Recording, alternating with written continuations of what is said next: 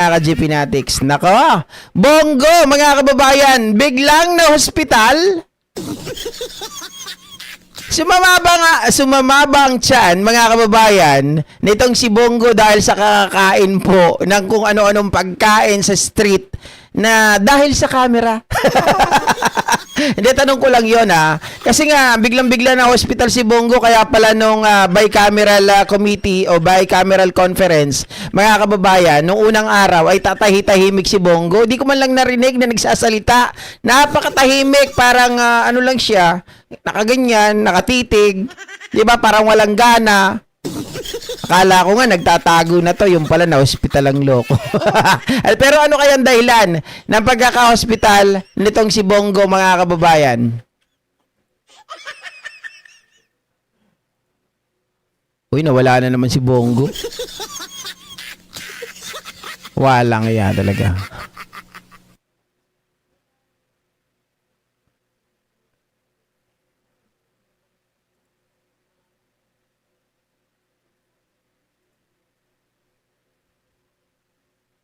Eto, yung balita hinggil kay Bongo. Kala ko nawala na. Kabilang na rin si Senator Lawrence Bongo sa mga Pinoy na nagkakasakit ngayong papalapit ng Kapaskuhan matapos siya mag-post sa Facebook ngayong linggo. Mga kababayan, kahapon, December 14, ang larawan ng kanyang braso na nakaswero habang nakaratay sa isang ospital na hindi niya pinangalanan. Oy! Hindi pinangalanan? Paano namin mabiverify kung na-hospital talaga si Bongo? Baka stress na yan. Baka kasi sa susunod siya na yung magtatago. Di ba? Baka sa susunod kasi siya na yung hahabulin. Baka sa susunod siya na yung hahanapin ng ICC. Kaya ganon. Alaka. Nawala si Bongo. Ayan. Bumalik. Mga ka-GP Natics, tao lang din po tayo, natural na minsan ay nagkakasakit, kaya mahalaga na palaging nasa maayos na kalagayan ng ating katawan at isipan, sabi ni Bongo. Pero hindi niya binabanggit dito yung ano yung kanyang karamdaman. Mga ka-GP Natics, yun kasi ang mahirap Maaring pwede kasing kung kaninong kamay lang to, wala tayong palatandaan, kaninong kamay ba yan? Ang tanong ko kasi dito, nawala ba sa Senado si Bongo ng ilang araw kaya hindi natin nakikita? Kanya ba talaga yung kamay na yan? Di ba? Baka mamaya gawa-gawa lang yan para kunwari, oy, absent ako, liliban muna ako kasi may sakit ako, na hospital ako Nasa ng med-cert? Di ba? Sabi ni Ma'am Mary Jane, baka mamaya nagpa-hospital biglang may malala na sakit. So, na yan, mag-seek ng gamutan sa ibang bansa. Yan nga rin ang iniisip ko, mga kababayan Kasi ako dati, nung nagtatrabaho kami sa call center, uso yan. Yung biglang magkakasakit kahit wala naman sakit. Sa kagustuhang lumiban, dahil yung iba, ang gawain, di ba? Ng babae. Ng lalaki. ang dami mong halimbawa ng babae na lalaki pa talaga. Yun yung naisip ko Di ba? Yun naman talaga yung totoo. Yung mga katrabaho ko dati, bigla na lang liliban. Yung pala, may date kay may date kay ganito, may date kay ganyan. Kasi nga, wala silang tawag dito, hindi magtugma yung kanilang araw ng kanilang vacation leave. O kaya yung kanilang off. Biglang-biglang mawawala, magkakasakit sabay. Tapos pag hinanapan mo ng med-cert, mga kababayan, parehas yung doktor na pinanggalingan. Nung med-cert, doon pala magtataka ka na Di ba? Alam mo na talaga nagawang rekto. O kaya naman, yung nakausap lang yung doktor, sige, bayaran ka namin gawa mo kami ng kamay ni Judas yan. Sumakit ang buto ni Bongo kaya absent.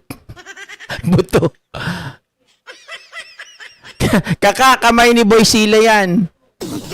Tama, gawain yan sa work, medical issue. Kita nyo, mayroong nakarelate dito. Di ba? Kasi mga kababayan, dapat maniwala ko dyan kung may med-cert. May MedCert. Aba, malay natin kung kanino yan. Di ba? Malay natin kung kinuha. O, di, pakuha nga ng picture. Magtataka ka naman sa mga politikong may kaso biglang nagkakasakit. Yan, isa pa yan. Ma'am Marlene Valencia, tama ka dyan. Lahat na lang ata lang mga politiko na mayroong kaso, lahat na lang na may mga natatagpuan or nahalungkat na problema, nabulilyaso, bigla na lang magkakasakit, bigla na lang mawawala. Pupunta ng abroad, papalabasin na due to health issue. Oy, magbe-vacation leave. Tapos, pag ano na, wala nang babalik. Diba? Oh. Kasi, iniisip ko rito, mga kababayan, hindi kaya gagawing dahilan ni Bongo ito para makalabas din siya ng ibang bansa. Kasi noon, yung kay Pulong Duterte, yung world tour niya, na deny. Okay, kay Jingo Estrada, deny din ata. Diba yung ano nila, kay Jinggoy, mag-iikot din sa ibang bansa. Wala naman natang binabanggit na health issue. 'Di ba? Basta mag-iikot lang daw, magbabakasyon. Yung magbabakasyon, parang gasgas na masyado. Kaya ngayon, kailangan, yung may sakit, laging laging nakakatakas, laging nakakalaya, laging nakakawala, laging pinagbibigyan. So, ganito ba 'yon? Bongo? Kaya nagkasakit bigla? Kasi mapapansin mo, doon sa bicameral conference meeting, mga kababayan, hindi ko naman nakikita na si Bongo hinang-hina. Pero alam ko, nakikita ko siya na parang malayo ang kanyang iniisip. Oh, naka-wheelchair na at nag-neck brace na yan pagtapos. UTI ka no? Call center time, sabi ni Rafa Monteflor. Ako naman nung time na yon, mga kababayan, bibihira kasi ako mabsent talaga. Kahit nga Sabado-Linggo, pag may mga hindi pumapasok, ay, kukunin ko yan, yung schedule na yan. Nagpapakayaman ako nun eh. Patay kong patay. Oh. Ang galing mag-analyze ng situation ka. Diba? Baka nga sabi ko nga baka lumulutang lang yung isip. Ano kayang gagawin ko dito? Malapit na yung pangako ni BBM na magpapakulong na sila ng mga senador. Baka kami na yung kasunod. Oh. Napaltos palad di Bongo lumang tugtugin, wag kami Bongo. Naglululo ba? Advice siya ni Aling Maliit, sakit-sakitan. Sumakit ang kamay sa kabibilang ng pera. Sana all may binibilang na pera. Nako, sana nga bumalik na rin yung natin. Namiss ko na magbilang ng sahod kada 27 ng buwan. 'Di ba? Nasa ibang bansa yung isip, lumilipad. May bahay sina Bottom sa LA. Sinong Bottom? Sinong Bottom? Si Jinggay. Walang iya. Napaisip ako dun baka si Pulong magkakasakit para tuloy ang pag-around the world. Di ko rin alam, mga kababayan.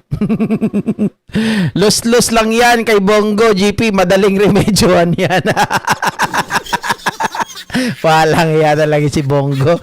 Kasi kahapon balikan ko yung kinukwento ko kanina. Hinahanap ko, mga kababayan, di ba nung unang araw, tinitingnan ko si Bongo. Kahapon mismo. Nakikita ko siya, pero palagay ko wala namang sakit. Kaya lang malayo talaga yung tingin. Malayong iniisip. Oo. Nako, gimmick lang yan ng mga DD shit para kawaan, maari, mga kababayan. Pero syempre, pag nagkasakit nga, yan na yung yan yung pwedeng maging dahilan para sila makapag-flight. Oh. Nako, magtaka ka pa dyan, baka mag-file pa yan sa Malasakit Center. Walang iya, no? Sa Malasakit Center pa siya mag-file. Putulin na lang kamay ni Bongo para walang masakit na kamay. Jennifer Ramirez, GP parang si Bong Revilla, kakabudot lang ng eleksyon, pagkailang buwan, pilay na.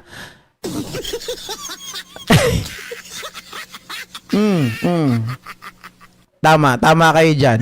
Nagugulat din ako kay Bong Revilla eh. Pero yan, pilay talaga siya. Pilay siya bago mag-eleksyon. Tapos nung eleksyon, di na siya pilay. Tapos nung natapos yung eleksyon, pilay na ulit siya. Tapos ng mga ilang araw, pumunta sa DOJ, hindi na naman siya pilay. Ano ba talaga, kuya? Di ba? Sabi ni Happy pa Farmhouse, si Supreme Leader tambalos-los lang ang malakas at makapangyarihan. Harvard boy at UP grad ng law. Sama na natin si Ngagban, yun na walang natapos. Siyempre kasama si Sandro nyo, pork barrel lang. King na kagad. What? Ano pinagsasabi mo, Happy Farmhouse? Pumayat si Pulonggoy, parang may sakit nga, baka sakit sa chika babes. Baka hindi nakakatikim, kaya nga gusto mag-around the world. 'Di ba? Para kumuha ng chika baby. Baka may HIV na. Baka nahawaan. Sana.